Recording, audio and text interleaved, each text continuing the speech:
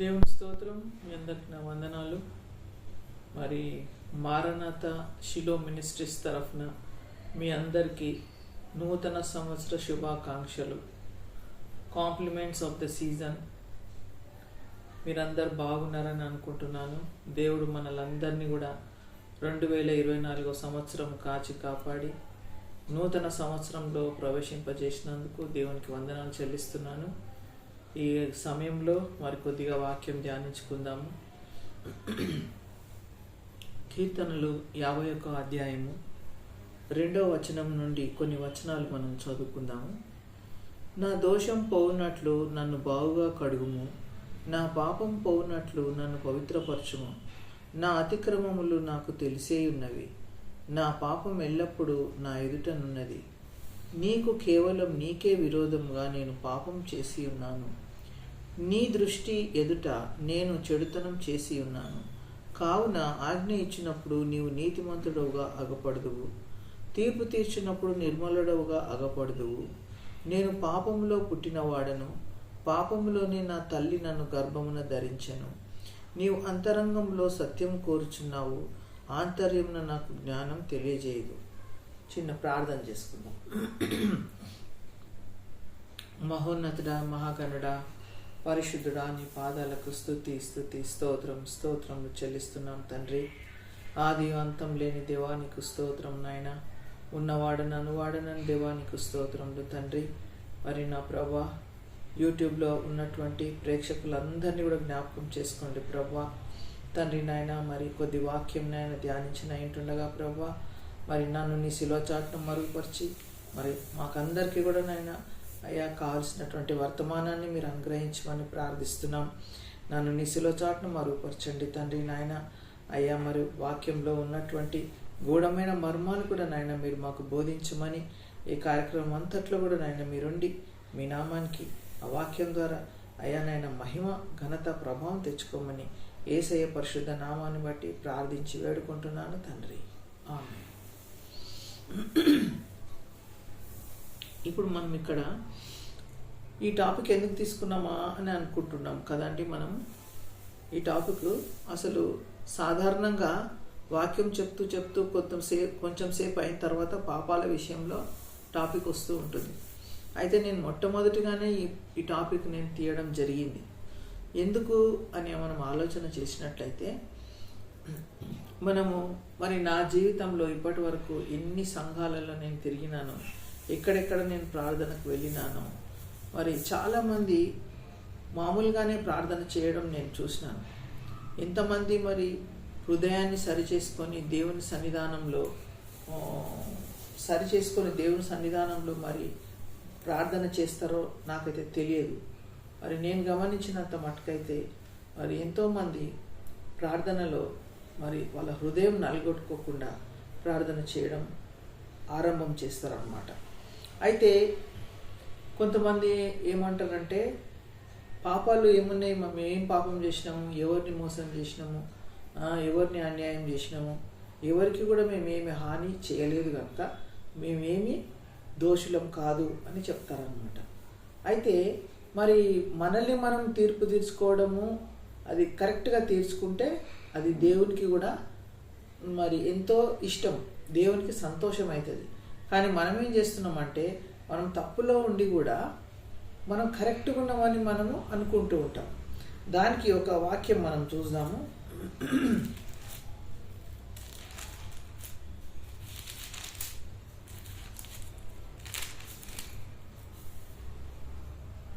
ముప్పై 32వ దావీదు కీర్తనలో ఇక్కడ ఏమున్నదంటే, తన అతిక్రమములకు పరిహారం నొందినవాడు, తన పాపమునకు ప్రాయశ్చిత్తం నొందినవాడు ధన్యుడు. యెహోవా చేత నిర్దోషి అని ఎంచబడినవాడు, ఆత్మలో కపటం లేనివాడు ధన్యుడు.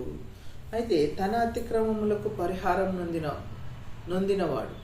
అయితే తన అతిక్రమములు అంటే మనం చేసేటటువంటి అతిక్రమములు దేవుడు మనల్ని క్షమించినాను అని చెప్పాలన్నమాట. అది మన అతిక్రమములు పరిహారం నొందినట్లు అనమాట. ఎప్పుడైతే దేవుడు నేను నిన్ను క్షమించినాను అని చెప్పుతాడో అప్పుడు ఆ పాపాలకు పరిహారం మనకు దొరికినట్టు. తన పాపమును ప్రాయశ్చిత్తం నొందినవాడు అంటే మన పాపాలకు మనం ప్రాయశ్చిత్తం పొందినప్పుడు, ఎప్పుడు పశ్చాత్తాపంతో దేవుని సన్నిధిలో మనం కన్నీటితో ప్రార్థన చేసినప్పుడు ఆ ప్రార్థన దేవుడు అంగీకరిస్తాడు. తర్వాత ఏంటి, అప్పుడు దేవుడు ఆ ప్రార్థన అంగీకరించి మనల్ని నిర్దోషి అని తీర్పు తీరుస్తాడు. యెహోవా చేత నిర్దోషి అని ఎంచబడిన వాడు, ఆత్మలో కపటం లేనివాడు ధన్యుడు. ఇక్కడ దేవుడు మనకు వాక్యం ద్వారా మాట్లాడుతున్నాడు. ఏమని? దేవుడు మనల్ని ఏమని నిర్ణయించాలా? నువ్వు నిర్దోషివి అని చెప్పాలి. అప్పుడు ఇంకొక వాక్యం ఏమున్నదంటే, తను తాను మెచ్చుకొని వాడు యోగ్యుడు కాదు, ప్రభు మెచ్చుకొని వాడే యోగ్యుడు అని కొత్త నిబంధన గ్రంథంలో మనం చూస్తాం. అయితే మరి మనల్ని మనం మెచ్చుకొని మన హృదయాన్ని పాపంతో ఉంటే కూడా మనం ఏం చేస్తుంటామంటే దాన్ని సరిపెట్టుకుంటుంటాం అన్నమాట. అడ్జస్టింగ్ అన్నమాట. ఇప్పుడు మనం ఇంట్లో ఏదైనా లేకపోతే అడ్జస్టింగ్ చేస్తూ ఉంటాం. అట్లనే మన హృదయ స్థితి కూడా మనం ఏం చేస్తుంటామంటే, మన పాపాలు మనల్ని ఎన్ని వేలెత్తి చూపిస్తున్నా కానీ మనం ఏం చేస్తామంటే, ఇప్పుడు వాటికి ఇది ఉండనిలే, తర్వాత చూద్దాం అని దాన్ని ఏం చేస్తుంటామో పోస్ట్ పోన్ చేస్తూ ఉంటాం. అది దేవునికి అది నచ్చదు, దేవునికి ఇష్టం ఉండదు అన్నమాట. అయితే ఇక్కడ దావీదు మరి పాపం చేసినప్పుడు ఆయన తెలుసుకున్నాడు ఆయన పాపం చేసినానని. అయితే ఇక్కడ దావీదు యొక్క ప్రార్థన మనం చూస్తున్నాం. ఏమని దావీదు ఏమంటున్నాడు? నా దోషం పోనట్లు నన్ను బాగుగా కడుము, నా పాపం పోనట్లు నన్ను పవిత్రపరచుము అంటున్నాడు. అయితే దోషం పోనట్లు అని అంటే, దోషం పోనట్లు మనము ఏం చేయాలా? దాన్ని కడుక్కోవాలా. కడగడం అని అంటే ఏంటి? ఇది రక్తంతో కడిగేది. అయితే ఇక్కడ ఇంకొకటి ఏమంటుండు? నా పాపం పోనట్లు. అయితే దేవుడు ఎప్పుడైతే మన పాపాలను పరిహరిస్తాడో, ఆ దోషాన్ని తుడిచివేస్తాడో, అప్పుడు మనము పవిత్రపరచబడతాం. నా అతిక్రమములు నాకు తెలిసే ఉన్నాయి, నా పాపం ఎల్లప్పుడూ నా ఎదుట ఉన్నది. మనం ఏమనుకుంటాము? కొన్ని మనము మనకు తెలిసి తెలియక చేసినటువంటి పాపాలు ఉన్నాయి ప్రభువా అని మనలో మనము ప్రార్థన చేసుకుంటూ ఉంటాం. తెలిసి తెలియక మనం ఏం చెయ్యము, అన్నీ తెలిసే చేస్తాం. కానీ అవన్నీ మనము ఆ పాపం యొక్క దాన్ని పవర్ అంటే అది ఆ పాపము మనల్ని ఎంత దిగజారుస్తుందో అది మనకే తెలియదు. ఆ పాపాన్ని బట్టి మనం ఎంతో దిగజారిపోతాం, చాలా బాధపడుతూ ఉంటాం. కానీ మనం ఏం చేస్తాం? అది ఒప్పుకోవడము మనకు ఇష్టం ఉండదు. అయితే మరి దేవుడు ఏమంటున్నాడు? అది నువ్వు తీసేసుకో, అది నువ్వు నీ హృదయంలో అది ఉండకూడదు అని అంటున్నాడు. కానీ మనం ఏం చేస్తున్నాము? దాన్ని తీయడం లేదు. అయితే మన అతిక్రమములన్నీ మనకు తెలిసే ఉన్నాయి. తెలియదా? మనకు తెలుసు. కానీ మనం ఏం చేస్తున్నాము? తెలియనట్టు మనం నటిస్తున్నాం. తెలియనట్టు మనం ఏం చేస్తున్నాము? నటిస్తున్నాం. ఇంకొక మాట ఇక్కడ చూడండి, 66వ అధ్యాయము 18వ వచనంలో ఏమంటుంది ఇక్కడ? నా హృదయంలో నేను పాపమును లక్ష్యం చేసిన ఎడల ప్రభు నా మనవి వినకపోను. అంటే మనం ఏం చేస్తున్నాము? ఆ పాపాన్ని, అది ఉంది కదా, ఆ పాపం ఉంది కదా అని మనము చూస్తున్నాం, దాన్ని ఆ పాపాన్ని చూస్తున్నాము. కానీ అది దేవుని దగ్గర మనం ఒప్పుకోవడం లేదు. అయితే ఇక్కడ దావీదు ఏమంటున్నాడంటే, నా హృదయంలో నేను పాపమును లక్ష్యం చేసిన ఎడల ప్రభు నా మనవి వినకపోను. అంటే అది అట్లనే ఉండు, నువ్వు అట్లనే ఉండు అని ఆ పాపాన్ని మనం ఏం చేస్తున్నాము? దాన్ని జోగొట్టి పండబెట్టేసేసి మళ్ళీ మనము ప్రార్థన చేస్తూ ఉన్నాం. అయితే దేవునికి అటువంటి ప్రార్థన దేవుని దగ్గరికి పోదు. ఆ ప్రార్థన దేవుడు వినడు. అది అయితే ఇక్కడ మనం ఏమనుకుంటున్నాము? దేవుడు వింటేంది, మనకు వినకుంటేంది కదా. అట్లా ఉండొద్దు. మనం దేవుడు విన్నా వినకపోయినా చేస్తాము అని అట్లా ఆ రీతిగా అనుకోవద్దు. మనం ఏం చేయాలా? ఈ పాపాల విషయంలో చాలా తక్కువగా మాట్లాడతారు, చాలా తక్కువగా మరి ఆ అనుభవంలో వాళ్ళు సరి చేసుకోరు. చెప్పే బోధకులే సరి చేసుకోరు, ఇంకా వేరే వాళ్ళు ఎవరు సరి చేసుకుంటారు? సరి చేసుకొని దాని ప్రకారంగా మనము ఇరుకు మార్గంలో నడిచినప్పుడు ఇతరులు మనల్ని చూసి ఏం చేస్తారు? వాళ్ళు కూడా పాటించడానికి ప్రయత్నిస్తారు.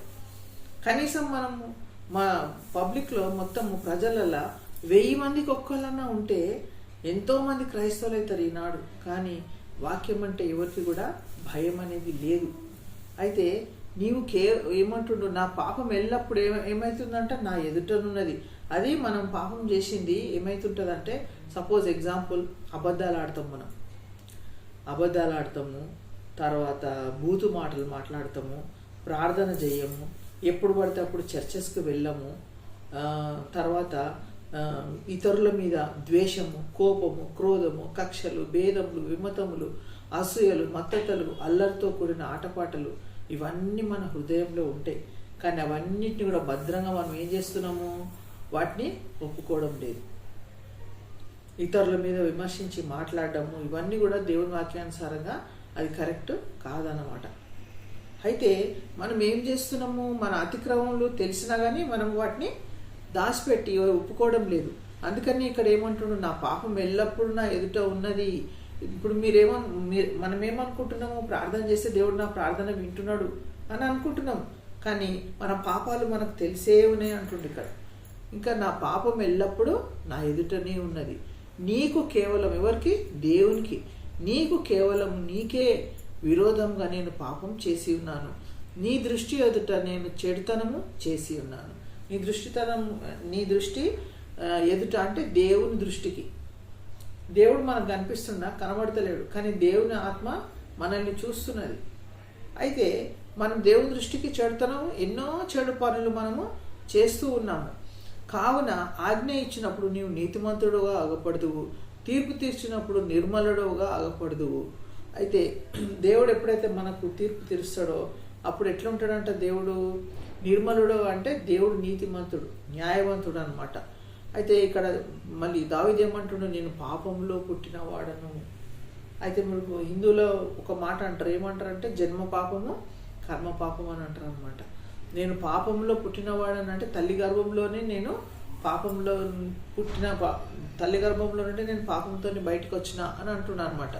పాపంలోనే నా తల్లి నన్ను గర్భంన ధరించెను. నీవు అంతరంగంలో సత్యం కోరుచున్నావు, ఆంతర్యంలో నాకు జ్ఞానము తెలియజేదు. అయితే దేవుడు ఏం చేస్తాడు? మనల్ని అంతరంగంలో సత్యం కోరుతున్నాడు. దేవుడు మనల్ని ఏం కోరుతున్నాడు? సత్యం కోరుతున్నాడు. అయితే మనం ఉన్న పాటున మరి మనము మార్కు 7:21 మనం చూసినట్లయితే యేసుప్రభు అంటాడు, ఏమంటాడంటే మన హృదయంలో మరి బయట నుండి లోపలికి వచ్చేది మనల్ని అపవిత్రపరచదు, కానీ లోపల నుండి బయటకు వెళ్ళేది మాత్రం మనల్ని అపవిత్రపరుస్తుంది అని దేవుడు అక్కడ మాట్లాడతాడు. దేవునికి స్తోత్రములు.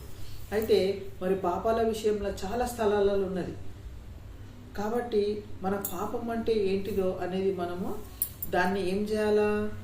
దేవుడు ఆ పాపం విషయంలో సంతోషంగా లేడు.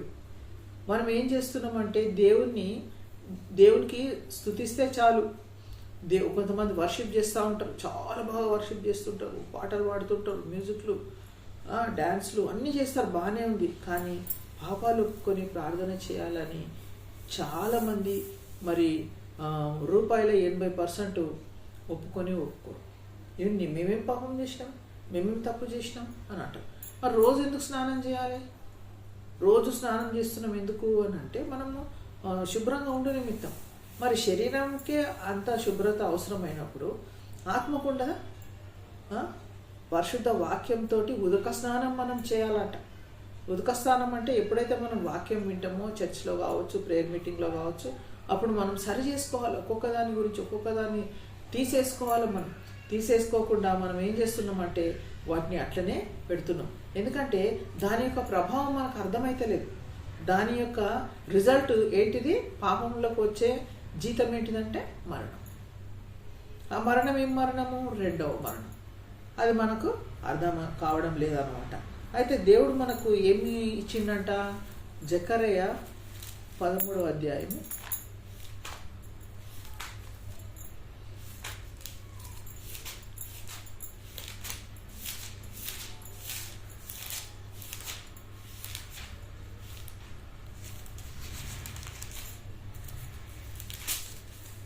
13వ అధ్యాయం 1వ వచనంలో ఏమంటుందంటే, ఆ దినం నా పాపమును అపవిత్రతను పరిహరించుటకై దావీదు సంతతి వారి కొరకును యెరూషలేము నివాసుల కొరకును ఊట ఒకటి తీయబడును.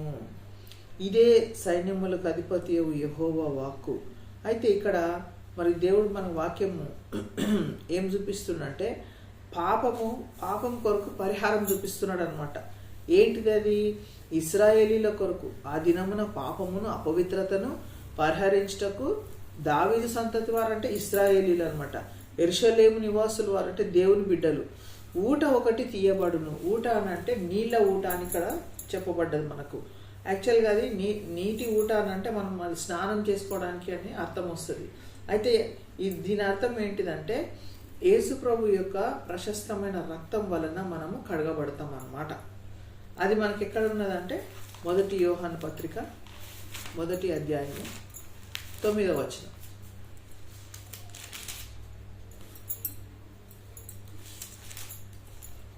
1 యోహాను 1వ అధ్యాయం 9వ వచనం. మన పాపములను మనం ఒప్పుకొనిన ఎడల ఆయన నమ్మదగిన వాడును నీతిమంతుడును గనక ఆయన మన పాపములను క్షమించి సమస్త దుర్నీతి నుండి మనలను పవిత్రులనుగా చేయును. అయితే మనం ఏం చేయాలా? దేవుడు మనకి ఏం చెప్పిండంటే వాక్యం ద్వారా మన పాపములను మనం ఏం చేయాలా? ఒప్పుకోవాలి. అయితే అది ఎట్లా ఒప్పుకోవాలా? సపోజింగ్ నువ్వు ఏదో తప్పు చేసినావు, ఏదో దొంగతనం చేసినావు, లేకపోతే ఒక దగ్గర డబ్బులు కరెక్ట్గా ఇవ్వలేదు, లేకుంటే ఎవరినో డబ్బులు ఇస్తా అని చెప్పి ఇవ్వకుండా వాళ్ళని మోసం చేసినావు, ఆ పాపం నేను ఒప్పుకోవాలి. పలానా రోజున పలానా వాళ్ళకు నేను తప్పుగా మాట ఇచ్చినాను ప్రభా, నేను మాట ఇచ్చినాను కానీ అది నేను నెరవేర్చలేకపోయినాను, అక్కడ మోసం అయిపోయింది, నేనే మోసగానిలాగా అయిపోయినా ప్రభా అని మనం ఏం చేయాలా? ఆ తప్పును ఓపెన్గా మనము ఒప్పుకోవాలి. పాపాలు క్షమించు అంటే ఏం పాపం క్షమించాలా? ఎన్నో పాపాలు ఉన్నాయి. ఏ పాపం క్షమించాలా? దేవుడు నేను పలానోళ్ళని తిట్టిన ప్రభా, నేను బూతులు మాట్లాడిన నాయన, మరి నేను ఇట్లా ఒక దగ్గర ఒక్కొక్కరికి నేను మోసం చేసిన ప్రభా, నేను సినిమా చూసిన ప్రభా అని మనం ఏం చేయాలా? ఇవన్నీ మనము ఒప్పుకోవాలి. అంటే ఏదైతే మనము తప్పు చేస్తామో, ఇప్పుడు సపోజింగ్ ఒక తండ్రి ఉన్నాడు, ఒక కుమారుడు ఉన్నాడు. అయితే తండ్రి చెప్పిన మాట కుమారుడు వినకుండా ఇష్టం వచ్చినట్టు డబ్బులు ఖర్చు పెట్టేసి, అప్పుడు తండ్రి ఏం చేస్తాడు? కుమారుడిని కొడతాడు. కొట్టినప్పుడు మరి కుమారుడు తండ్రి దగ్గరకు వచ్చి, సారీ డాడీ, నేను తప్పు చేసిన, డబ్బులన్నీ ఖర్చు పెట్టేసిన, నీకు తెలియకుండా చేసిన అని చెప్తే అప్పుడు వాళ్ళ డాడీ ఏం చేస్తాడు? అది ఓకే బేటా, పోనీ నేను క్షమించిన అని అంటాడు. అయితే ఆయన ఆ తప్పు చెప్పకుండా నా పాపం క్షమించు అంటే ఆయన ఏం పాపం క్షమిస్తాడు? వేరే పాపాలు చెప్పడానికి వీల్లేదు కదా. ఏ తప్పు చేసిండో ఆ తప్పు చెప్పాలి ఫాదర్కి. అట్లనే మన యేసయ్యకు మనం ఏ తప్పులు చేసినామో, ఎన్నో సండేస్ మనం చర్చెస్కు పోము, ప్రార్థన చేసుకోము, వాక్యం చదవము, ఇష్టం వచ్చినట్టు మాట్లాడతాము, ఇవన్నీ మనలో ఉంటాయి. ప్రభువా, మరి నేను నీ ఇష్ట ప్రకారంగా, నీ చిత్తానుసారంగా నేను జీవించడానికి నాకు సహాయం చేయి తండ్రి అని మనం ఏం చేయాలా? ఆయాసకరమైన మార్గం నాయందు రేడా, ఆయాసకరమైన మార్గం నాయందు రేడా, పరిశుద్ధ దేవా తనయా, పరిపూర్ణ ప్రేమ హృదయ, అరుదించవే దేవా నేను, కరుణతో నేడు బ్రోవా, పరిశుద్ధ దేవా తనయా, పరిపూర్ణ ప్రేమ హృదయ. అయితే ఇక్కడ మన పాపములను మనం ఒప్పుకొని ఎడల ఆయన నమ్మదగిన వాడును నీతిమంతుడును గనుక ఆయన మన పాపములను క్షమించి సమస్త దుర్నీతి నుండి మనలను పవిత్రులనుగా చేయును. పవిత్రం కావాలని అంటే అది మాటలాండి. ఇప్పుడు ఎన్నో గ్రంథాలు ఉన్నాయి. చాలామంది మరి అన్యులు ఉన్నారు. వాళ్ళు ఏం చేస్తారు? నీళ్ళల్లో పోయి మునుగుతారు. నీళ్ళల్లో స్నానం చేస్తే పాపాలు పోతాయని, తర్వాత కొండలు ఎక్కాలి, గుట్టలు ఎక్కాలి, ఇట్లా చేయాలి, ఇది చేయాలి, ఆ పూజలు చేయాలి, ఇవన్నీ చేస్తే మన పాపాలు పోతాయి. లేకపోతే హిమాలయ దగ్గర పోయేసి అక్కడ ఏం చేయాలి? మనము తపస్సులో కూర్చోవాలి, అప్పుడు మన పాపాలు పరిహరింపబడతాయి, మన పాపాలు క్షమింపబడతాయి అని చెప్తుంటారు. కానీ మరి వాళ్ళ గ్రంథాలు వాళ్ళకి ఏం చెప్పినావో మనకైతే తెలియదు. కానీ మన బైబిల్లో మాత్రం ఏమనుంది? మన పాపములు మనం ఒప్పుకున్నట్లయితే ఆయన నమ్మదగిన వాడు నీతిమంతుడు కనుక మన ప్రతి పాపం కూడా ఏం చేస్తాడు? పవిత్రంగా చేసేస్తాడు. మన పాపాలన్నీ తీసేసి మనలను పవిత్రులుగా దేవుడు చేస్తాడు. అయితే కొంతమంది అడుగుతారు ఏమని, మా దేవుడు అయితే మా ప్రార్థన వింటనే లేడు, దేవుడు మేము ఎంత ప్రార్థన చేసినా కానీ దేవుడు వింటనే లేడు, మాకు ఆన్సర్ ఇవ్వడమే లేదు అనేసి అంటుంటారు అనమాట. అయితే ఇక్కడ యెషయా గ్రంథంలో ఏమంటున్నాడు? యెషయా గ్రంథము 59వ అధ్యాయం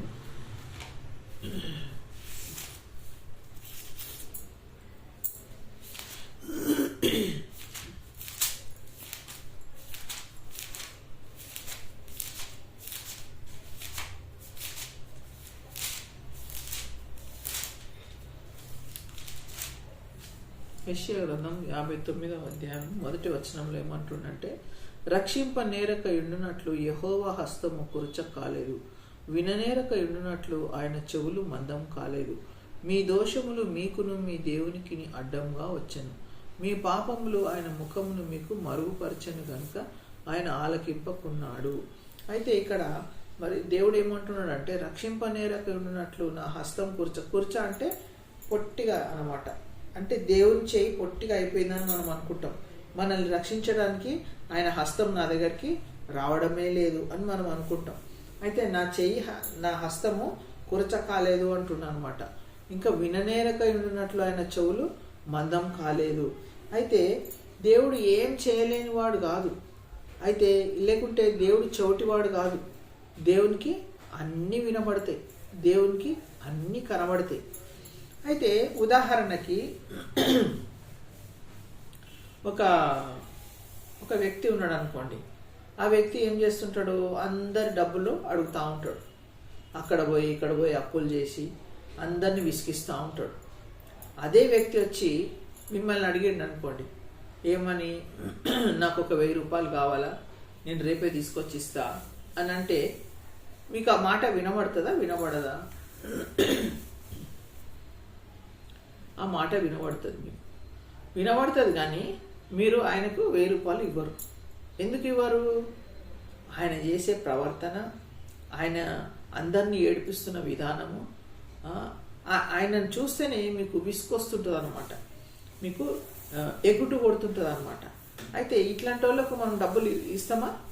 ఒకవేళ మనం ఇచ్చినా అందరు ఏమంటారు మనల్ని, ఆ తెలివిలేని వానికి ఎందుకు ఇచ్చావు నువ్వు, ఆయన ఏం చేస్తాడో డబ్బులు నీకు తెలియదా అని మనల్ని కోపడతాం.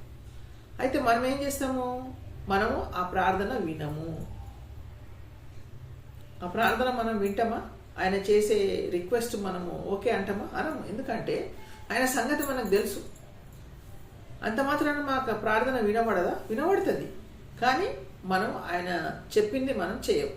అట్లని దేవుడు కూడా ఆయన చెవిటివాడు కాదు, ఆయనకు వినబడుతుంది. కానీ నీ ప్రవర్తన చూసి దేవుడు దగ్గరికి రావడం లేదు. ఏమంటుండి ఇక్కడ, విననేరక ఉండునట్లు ఆయన చెవులు మందం కాలే, ఆయన చెవులు వినబడుతున్నాయి. మీ దోషములు మీకును మీ దేవునికి అడ్డంగా. అందుకనే ఇప్పుడు ఆ వ్యక్తి ఎవరైతే ఉన్నాడో, అందరిని బాధ పెడుతున్నాడో, ఆ వ్యక్తి చేసినటువంటి పాపాలే కనిపిస్తుంటాయి. ఆయన మనం మాట్లాడితే ఆయన చేసే తప్పులే మనకు కనిపిస్తుంటాయి. అట్లనే దేవునికి కూడా మనం చేసేటటువంటి దోషాలు, పాపాలు ఏవైతే ఉన్నాయో అవే కనబడుతుంటాయి. అయితే మన పాపాలు 4 స్థలాలలో రాయబడి ఉంటాయి. అవి హృదయం అనే పలకల మీద రాయబడి ఉంటుంది, వజ్రపు మొనతో లిఖింపబడి ఉంటుంది, ఇంకా 4 స్థలాలలో మరి రాయబడి ఉంటుంది. నేను చూస్తాను, ఒకవేళ నాకు ఆ వాక్యం దొరికితే నేను చదివి వినిపిస్తాను.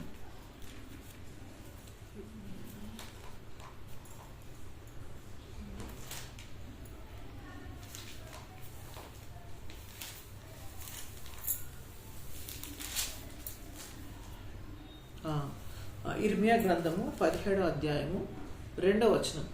యూదా పాపము ఇనుపగంటముతో వ్రాయబడి ఉన్నది, అది వజ్రపు మునతో లిఖింపబడి ఉన్నది, అది వారి హృదయములనడి పలకల మీద చెక్కబడి ఉన్నది, మీ బలిపీఠముల కొమ్మల మీదను చెక్కబడి ఉన్నది.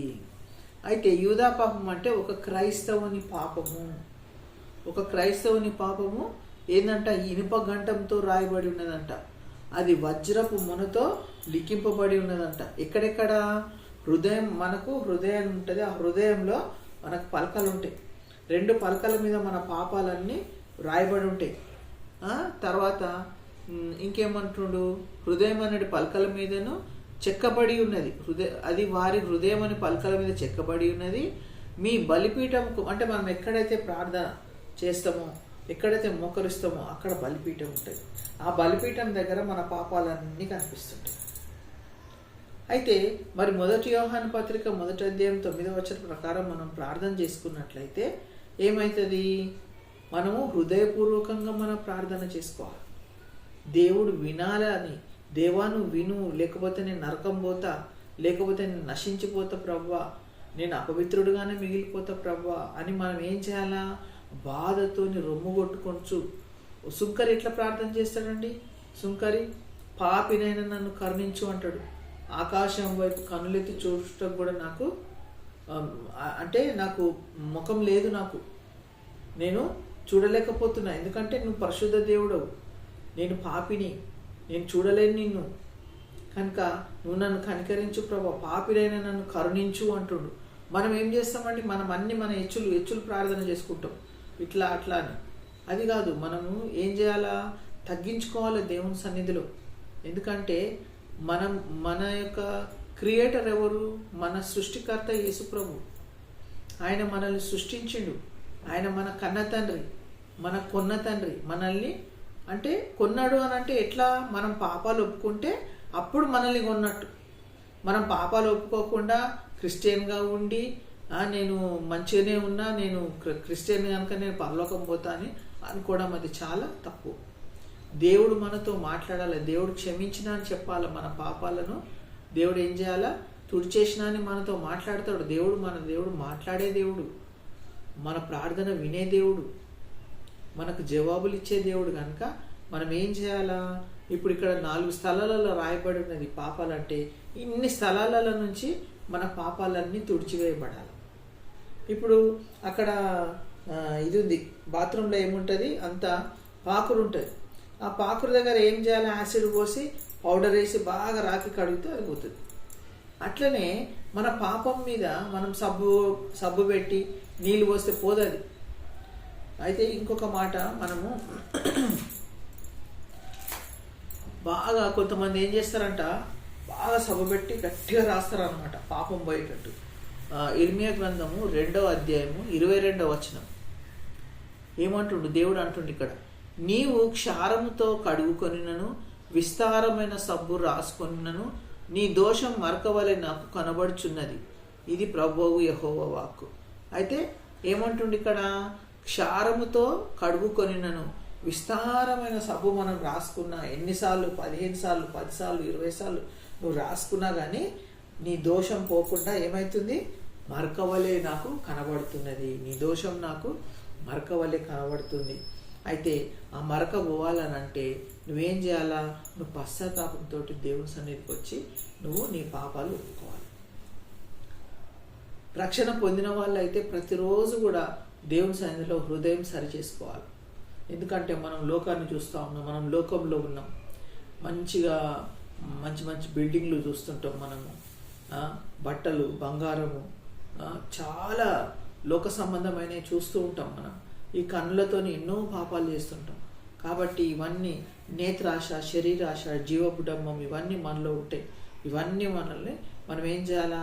ఆ పాపాలన్నీ కడుగు ప్రభు అని మనము సరి చేసుకొని ప్రార్థన చేసుకొని అప్పుడు మన టాపిక్ ఏదో ఆ టాపిక్ మనం ప్రార్థన చేయాలి. దేవునికి స్తోత్రం.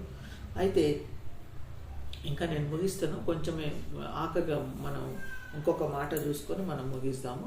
అయితే ఇక్కడ ఎన్నిసార్లు సబ్బు పెట్టుకున్నా కానీ ఆ పాపము దేవునికి మరకలాగా కనబడుతుంది. అయితే మనం పాపం చేసిన వాళ్ళమని, మనం అపవిత్రులమని, మనం పరిశుద్ధులం కాము అని మనము గ్రహించుకోవాలి. మనం మంచి వాళ్ళమే, రెగ్యులర్గా చర్చికి పోతున్నాము, ప్రేయర్ మీటింగ్స్ పోతున్నాము, దశంభాగం ఇస్తున్నాము, ఇంట్లో ప్రేయర్స్ పెడుతున్నాము, మంచిగా ఉన్నాంలే అని మనం ఎప్పుడు కూడా అనుకోవద్దు. ఎప్పుడైతే నువ్వు దేవుని సన్నిధికి వచ్చి దేవునికి నీకు డైరెక్ట్ సహవాసం ఉండాలి. పాస్టర్కి చెప్పి, పాస్టర్ గారు పలానా టాపిక్ ఉన్నది, ప్రార్థన చేయండి, మాకు ఇది సమస్య పోతలేదంటే వాళ్ళు ప్రార్థన చేయడం కాదు. వాళ్ళు ప్రార్థన చేస్తే చేస్తారు, లేకపోతే లేదు. వాళ్ళ సమస్యలే వాళ్ళకు ఉంటాయి. నీ సమస్యను నువ్వు దేవుని దగ్గర ఏం చేయాలా? అది దేవుని దగ్గర పిటిషన్ పెట్టాలా, నీ పాపాలు ఒప్పుకోవాలా, దేవునికి ఇష్టంగా నువ్వు జీవించాలా. అప్పుడు నువ్వు ఏది కావాలంటే దేవుడు అది నీకు అనుగ్రహిస్తాడు. అది అయితే హీబ్రూ రాసిన పత్రికలో ఏమున్నదంటే,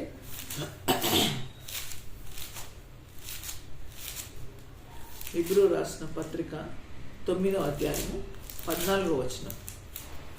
ఇక్కడ ఏమంటాడు? నిత్యుడగు ఆత్మ ద్వారా తన్ను తాను దేవునికి నిర్దోషినిగా అర్పించుకొని క్రీస్తు యొక్క రక్తము నిర్జీవ క్రియలను విడిచి జీవం గల దేవుని సేవించుటకు మీ మనస్సాక్షిని ఎంతో ఎక్కువగా శుద్ధి చేయును. అయితే మరి దేవుని ఆత్మ మనల్ని ఏం చేస్తుందంట? ప్రభు యేసు యొక్క రక్తము నిర్జీవ క్రియలనంటే జీవం లేని క్రియలు అన్నమాట. జీవం లేని క్రియలన్నీ మనము విడిచిపెట్టి జీవం గల దేవుని సేవించుటకు దేవుడు ఏం చేస్తాడంట? మన మనస్సాక్షి ఏదైతే ఉన్నదో, మన కాన్షియస్ ఏదైతే ఉన్నదో దాన్ని క్లీన్ చేస్తాడు దేవుడు. అది ఆ మనస్సాక్షిని క్లీన్ చేసినప్పుడు అప్పుడు దేవుడు ఏమంటుండంటే, హృదయశుద్ధి గల వారు ధన్యులు, వారు దేవుని చూచేదారు అని కూడా దేవుడు వాక్యంలో మాట్లాడుతున్నాడు. అయితే దేవుని మీద ఉన్నటువంటి మన ప్రేమ ఎట్లా ఉంటుందంటే, మనం ప్రార్థన చేసుకున్నప్పుడు దేవుని మనం సంతోషపెట్టినప్పుడే మనము కరెక్ట్ వేలో పోతున్నట్టు. అప్పుడు దేవుడు ఏం చేస్తాడంటే, నువ్వు వంకర మార్గం పోయినప్పుడు ఇది సరైన మార్గం కాదు బిడ్డ, నువ్వు సరైన మార్గంలో వెళ్ళు అని మనకు చెప్తుంటాడు. కాబట్టి మనము పాపం విషయంలో మనం నిర్లక్ష్యం చేయొద్దు. దావీదు ఏ రీతిగా అయితే మరి ప్రార్థన చేసినాడో, మరి నా పాపం పోనట్లు నన్ను బాగా కడుగుము అని 51 కీర్తన 2 నుంచి 6 వచనం దాకా మనం ఎట్లయితే చదువుకొని ధ్యానించినామో ఆ ప్రకారంగానే మనము ప్రార్థన చేసి మన పాపాలు తీసేసుకొని మనం ప్రతిసారి కూడా ప్రతిరోజు కూడా మరి ఇంకా నెక్స్ట్ వీడియోలో కూడా నేను ఇంకా ప్రార్థన చేసుకుంటే మనం ఏమేమి మేలు దేవుడు చేస్తాడో అవన్నీ కూడా నేను వివరిస్తాను. దేవునికి స్తోత్రం. మీ కొద్ది వాక్యం దేవుడు దీవించును గాక. చిన్న ప్రార్థన చేసుకున్నాం. స్తోత్రం నాయనా, స్తోత్రం స్తోత్రం స్తోత్రములు తండ్రి. పరిశుద్ధుడా నీ పాదాలకు స్తోత్రం నాయనా. ఇంతవరకు నా ప్రభా వాక్యం ద్వారా మాట్లాడినావు తండ్రి, నీకు స్తోత్రం నాయనా. అయ్యా మరి ఈ వాక్యం నా ప్రభా ఎంతో శ్రేష్టమైంది ప్రభా నాయనా. నీ సన్నిధికి రావడానికి నాయన మార్గమై ఉంటున్నది తండ్రి. అయ్యా నాయనా నీకే స్తుతి స్తోత్రం నాయనా. మరి ప్రభావితబడిన వాక్యంను నీరు కట్టి ఫలింపచేయమని ప్రార్థిస్తున్నాం తండ్రి. అయ్యా మేమందరం కూడా నాయన పాపం చేసి నీ యొక్క మహిమను పొందలేకపోతున్నాం తండ్రి అని రోమా రాసిన పత్రికలో మేము చదువుకుంటున్నాం తండ్రి నాయన. అయ్యా మరి ప్రభా మా పవిత్రత పోవాలంటే, మేము పరిశుద్ధంగా కావాలంటే నాయన నీ సన్నిధిలో మేము సమయం గడిపి నాయన మా యొక్క హృదయాన్ని కుమరించుకొని మా హృదయంలో ఉన్న పాపాలు దోషాలన్నీ కడుక్కున్నప్పుడే నాయన నీ బిడ్డగా నాయన నీ కుమారునిగా నీ కుమార్తెగా పరిగణింపబడతాం కనుక నాయన. అయ్యా ఈ యొక్క వాక్యం విన్న బిడ్డలందరినీ మీరు దీవించండి ప్రభా. అందరు కూడా నాయన ప్రార్థించి మరి ఇలాంటి అనుభవం పొందుటకు సహాయం చేయమని ఆ బిడ్డలందరినీ దీవించగలరని యేసయ్య పరిశుద్ధ నామాన్ని బట్టి ప్రార్థించి వేడుకుంటున్నాను తండ్రి. ఆమేన్. దేవుని స్తోత్రం. మీ అందరికి వందనాలండి.